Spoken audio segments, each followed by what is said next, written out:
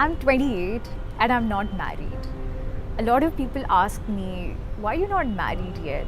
And my answer, like a lot of other single girls, would be, I haven't found the right partner yet. But the truth is that a lot of people are trying to validate whether the fact that I'm married at this certain age is correct or not. I seek validation, you seek validation, we all seek validation.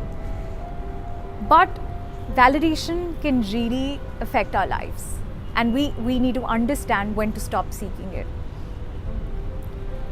For a long period of time, when my friends were getting married, my cousins were getting married, I used to feel, is there something wrong in me? Why is it that, I'm not married yet? Am I going to miss out on something in life?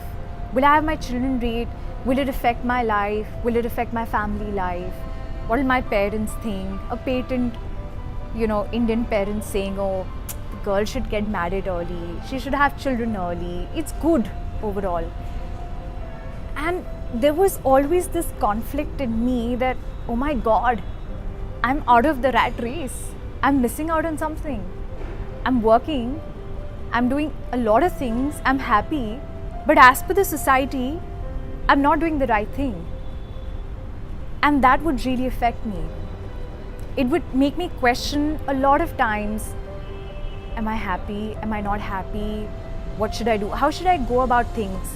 When I would go for arranged marriage meetings and I would start talking, I would always cut down on the way I'm talking because I didn't want to sound too ambitious. I didn't want to sound too career oriented. Why? Because I'm already aging as per the Indian standard, and I need to get married. And then finally, I realized pretty recently, I must admit, that what am I doing? Am I really doing the right thing? Is this the way to go about my life? Am I happy doing what I'm doing? And I'm not. I wasn't happy in that state of mind, trying to please everybody in the society because I needed validation. The thing about women who work or women who are ambitious, they're perceived to be very strong. They're perceived to be this intimidating body, this intimidating aura, who walks around, struts her weight, throws her weight around and tells people things to do. But no, that's not how we work. Women who are working, and I'm sure a lot of people will relate to this, women who are working, who are running their own businesses, they just have more astute sense of decision making, and they're more sharper with the way they go about their entire body language and the way they go about things. And it's happened so many times to me that people have come up to me and said, you're too intimidating, you shouldn't sound so ambitious, you should kind of tame it a bit. And that also affected my professional life because I would try to be a people pleaser. I would try to, be very graceful, very eloquent, very womanly. That was not serving the purpose in my career life. If I would be too aggressive and I would talk a lot, or I would, throw away decisions or try to, handle and control a situation, I was labeled aggressive. I was labeled, she's too strong-headed. And ultimately it boiled down to the fact that people were trying to validate my professional personality, how I would behave in a workplace. And that again did not make me very happy.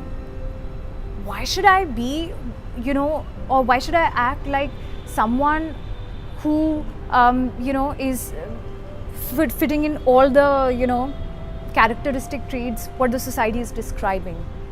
I didn't want to do that. If I am strong, if I know how to make my decisions, if I know how to control a situation and run a business and be vocal about my choices, I will do that. And again, pretty recently, I realized all of these little things that I was doing were all validation-seeking behaviors. And they were hampering my life. They were hampering my progress. So it's very important that we don't do that. And how do we realize we're seeking validation? If we're constantly looking for approval on the basis of how we dress up, where we're traveling, what kind of decisions we are making in our life, be it to our family life, to our career lives, that's a validation seeking behavior. Having your life being determined by somebody else's perceptions and beliefs and mental constructs on how you should be is a validation seeking behavior. And we need to stop that. How can we stop seeking validation? The first is acceptance. We need to stop living in denial that no, I am not like that. Hey, it's you. No, we all do it, but our intensities and levels may vary.